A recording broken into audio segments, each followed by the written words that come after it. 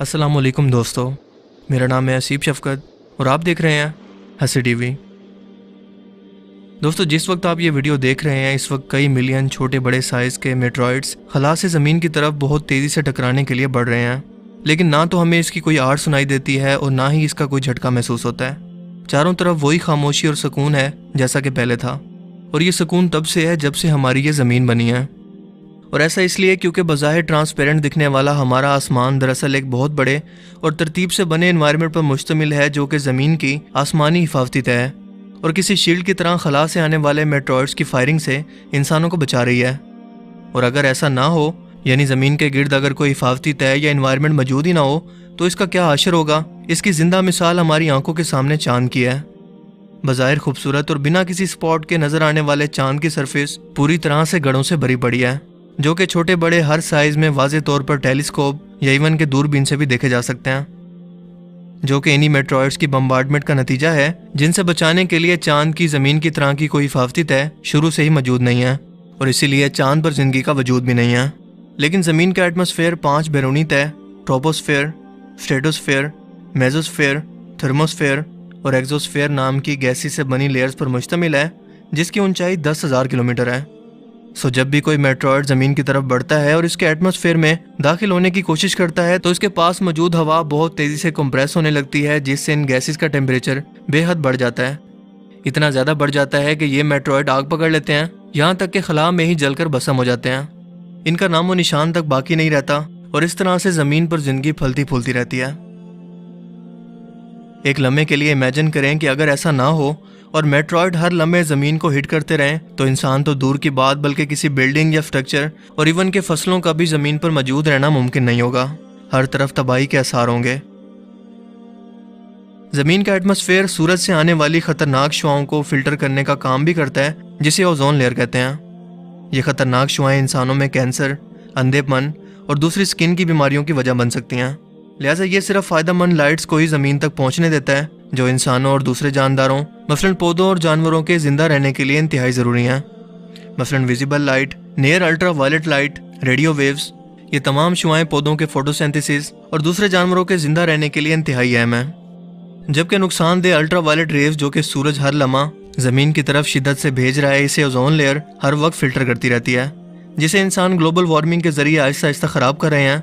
और आज इस ओजोन लेयर के अंदर बर-ए-आज़म अंटार्कटिका के साइज़ के जितना बड़ा सुराख हो चुका है। यही नहीं बल्कि क्या आपको मालूम है कि खला में अप्रॉक्सीमेटली टेम्परेचर -270 डिग्री सेल्सियस तक होता है, और इस कदर शदीद ठंड से ज़मीन को इसका एनवायरनमेंट सूरज से आने वाली रोशनी को जज्ब करके और इसे गर्म करके बचाता है। अगर ऐसा ना हो तो सूरज की रोशनी रिफ्लेक्ट होकर वापस खला के अंदर चली जाए और ज़मीन एक बड़े बर्फ़ के ग्लेशियर के अंदर बदल जाए। लेकिन इस कदर ख़तरनाक ठंड से ज़मीन का परफेक्ट एनवायरनमेंट और इसका एटमॉस्फेयर इसे बचाता है।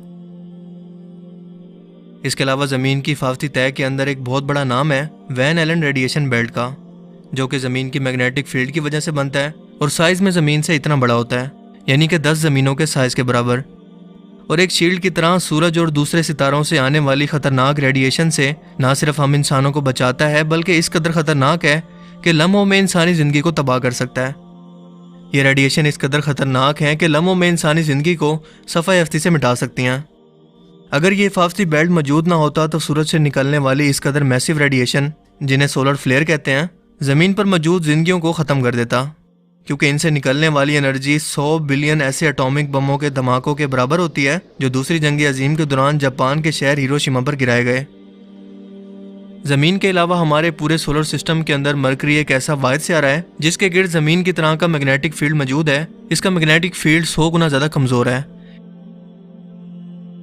दोस्तों, ये तमाम साइंसी इंकशाफात जो आज हमें ये हकीकत बताते हैं कि किस कदर अहम और परफेक्ट सिस्टम जो आसमान में हमारे सरों पर मौजूद है, जो कि बज़ाहिर तो नज़र नहीं आता, लेकिन उसका काम खला से आने वाले हर खतरे से इंसानों को बचाना है। ये बिला वजह और महज इत्तफाक से नहीं बना, बल्कि सोच समझ कर इंसानों की हिफाजत के लिए उस हिकमत वाली ज़ात ने तैयार किया है जिसे खालिक कहते हैं, जिसे 21वीं सदी की साइंस ने हालिया साइंसी तहकीकात और मुशाहिदात के बाद साबित किया। लेकिन क्या आपको मालूम है कि इस हकीकत को आज से 1400 साल पहले कुरान करीम कुछ इस तरह से बयान करता है। सूरह अल-अंबिया आयत 32 के अंदर अल्लाह पाक फरमाते हैं, और हमने आसमान को एक महफूज छत बनाया और वो इसकी निशानियों से मुंह फेरते हैं। दोस्तों, यकीनन आसमान में मौजूद इन खुली निशानियों को सिर्फ अकल वाले लोग ही समझ सकते हैं, لیکن کافر سب کچھ جان کر بھی اسے محض اتفاق یا حادثہ ہی قرار دیتے ہیں۔